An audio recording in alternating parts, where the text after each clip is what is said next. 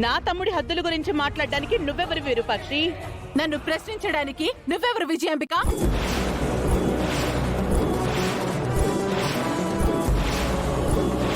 నోరు మూసుకొని నీ హద్దుల్లో నువ్వుంటే మంచిది, లేకపోతే పళ్ళు రాలిపోతాయి. ఆపండి. ఈ అమ్మాయిని రాజుకిచ్చి పెళ్లి చేస్తానని మాటిచ్చాను. బంటికి మంచి అమ్మని ఇస్తానని మాటిచ్చాను.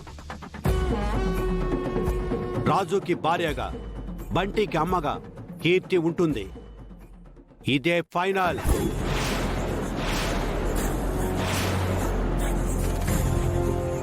సూర్య, ఒకరి భార్య స్థానంలోకి ఇంకొక అమ్మాయి భార్యగా రావటం అంత ఈజీ కాదు.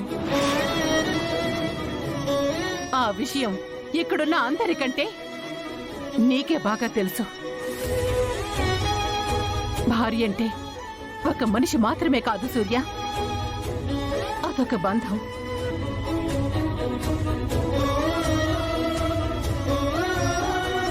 ఆ బంధంలో ఎన్నో జ్ఞాపకాలుంటాయి, ఎన్నో అనుభవాలుంటాయి, ఎన్నో ఎమోషన్స్ ఉంటాయి.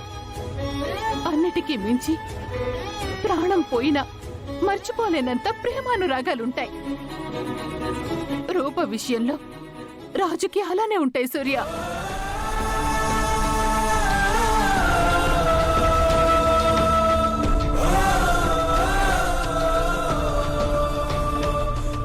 రాజుకి కీర్తికి పెళ్లి చేయగలవేమో కాని రాజు మనసులో భారీ స్థానం మాత్రం ఇవ్వలేవు సూర్య.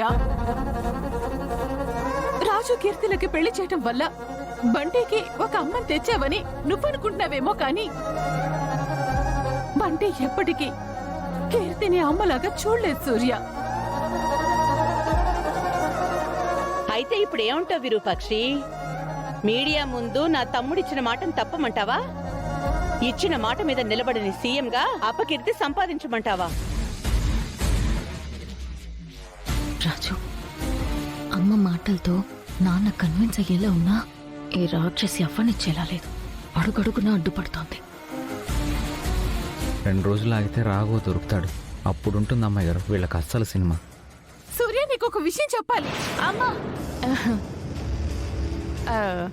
అక్క లేదు. బావగారి మనసులో అక్కకి తప్ప మరొకరికి చోటు లేదు. అది అందరికీ తెలిసిన విషయమేగా.